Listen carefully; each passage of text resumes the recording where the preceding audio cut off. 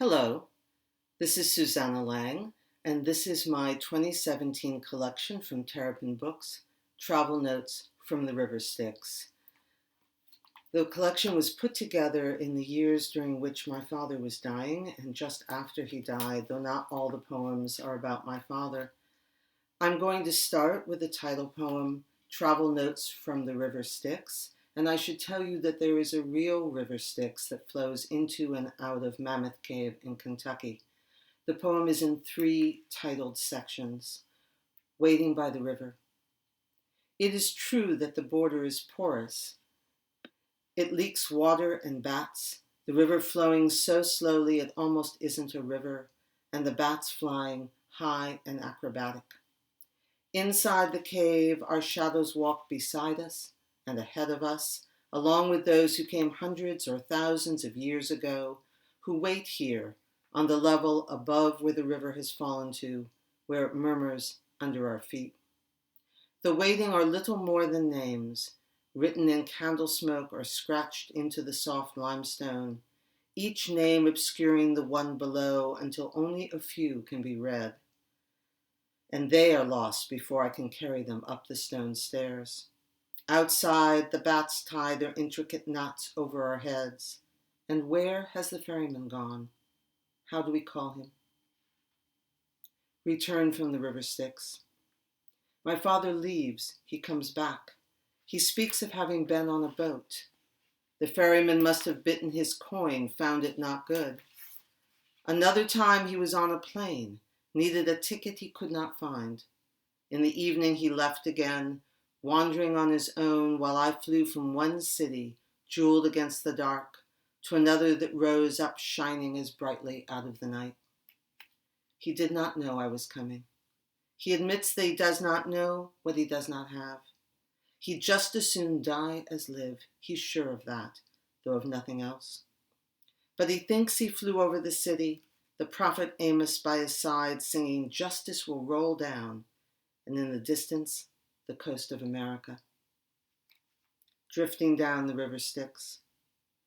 And if the boatman cannot ferry him across the river, if the boat is tied up at the dock but abandoned, the wood rotted, oars removed, or if he is willing instead to drift down river in a leaky boat, the hem of his pants already soaked with the muddy water, if he can't hear the birds along the riverbanks, can't hear us offer warm blankets, something warm to drink, something sweet, one of those chocolate coins we all loved, if the wind goes dark, if the bats return early to their caves, the boat open, inviting the storm to enter, if his dreams darken like the wind, if he mutters a word we've never heard before, something archaic or invented, and if that's all that happens, this dream of drifting low in the water but never sinking, never snagging on a fallen branch, never touching the shore where we walk beside the river, endlessly, our muscles aching,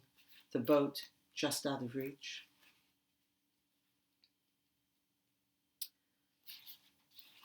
Lacunae.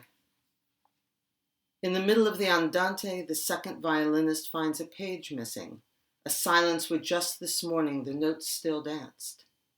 And where trees once climbed beside the Stillaguamish River, last week the hills collapsed into a pile of mud and bones, a terrible sifting. There is open sea where icebergs were, holes where roads were, an echo where someone's furniture had been carefully arranged to make the most of the small room. A weedy patch where the ash tree stood before the city cut it down, even its trunk removed to prevent disease from spreading. Weeks, months lost after an injury, the body waiting to be more than a body, more than broken machinery. Gaps between what one says and the other hears, the gap where a child knocked out a tooth at recess, gaps between the stars, not empty but filled with dark matter that enters into the astronomer's images as brightness, as if everything could be seen, as if there were no such thing as empty space. I am also a public school teacher, and I wrote this poem thinking about one of my students who was withdrawing every time we had class. Also, after seeing an exhibit of Thornton Dial's work at the Atlanta High Museum, For Somebody's Child.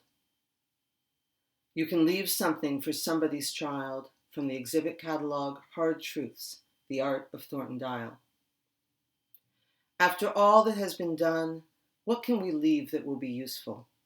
So much discarded: mattress coils and fence wire, carpet rope and rotting boards, the rusted front end of an old truck, dolls with and without their heads and hands, the white bones of half a dozen cattle, a door painted shut and space left for wind to pass through the cast iron crosses. Meanwhile, a few cardinals fly close to the ground, their bodies vivid against the rain-wet grass. And somebody's child, her hair drawn back smooth in a red band, puts her head down in the cradle of her arms and will not look up or speak her mind.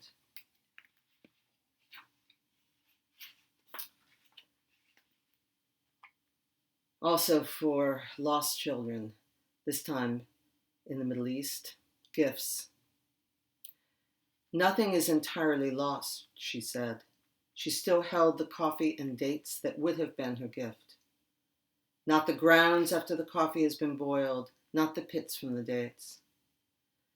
Not even the milk that dribbled down the cheek of the boy who 16 years later would be burned to death.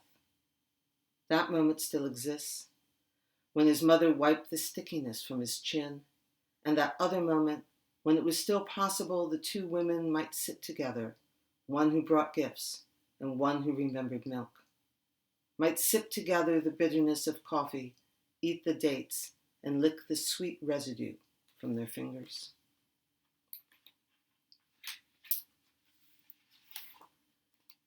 It's spring in Chicago. We're past the tulips. They're still there, but their petals are flocked over and brown. This was written a little bit earlier in the spring season. For my husband. Tulips. Look, you said. Look now.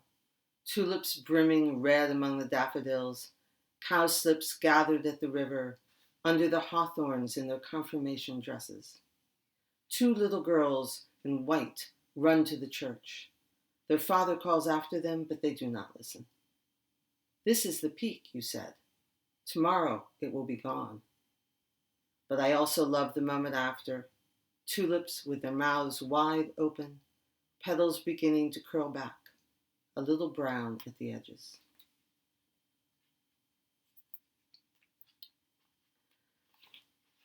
I'm going to end with the last two poems in the book. The first was written when I was thinking about a small copper figurine in the Art Institute of Chicago, striding horned figure from Mesopotamia, circa 3000 BC, so 5,000 years ago, and finely crafted.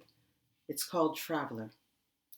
You, hawk-shouldered and silent, you lead the way between this world and another. You slip between fog and water.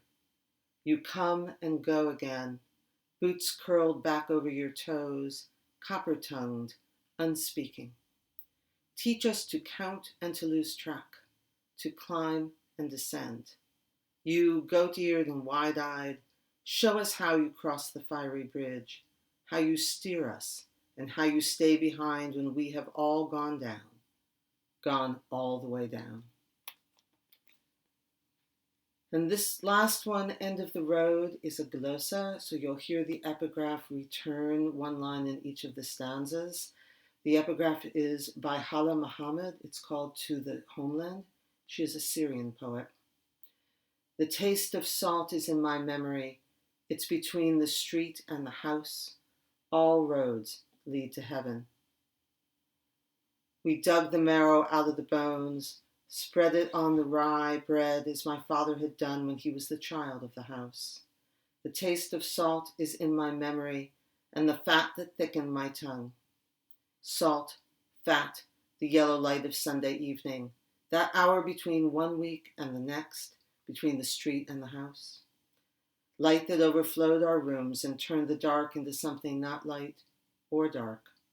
We lived on a dirt road where a cow could wander, lost. All roads lead to the same crooked stones, the same family names half erased. All roads lead to heaven. Thank you. You can find my book on Amazon, you can find it on Barnes & Noble, and you can find it at the Terrapin Books bookstore, terrapinbooks.com.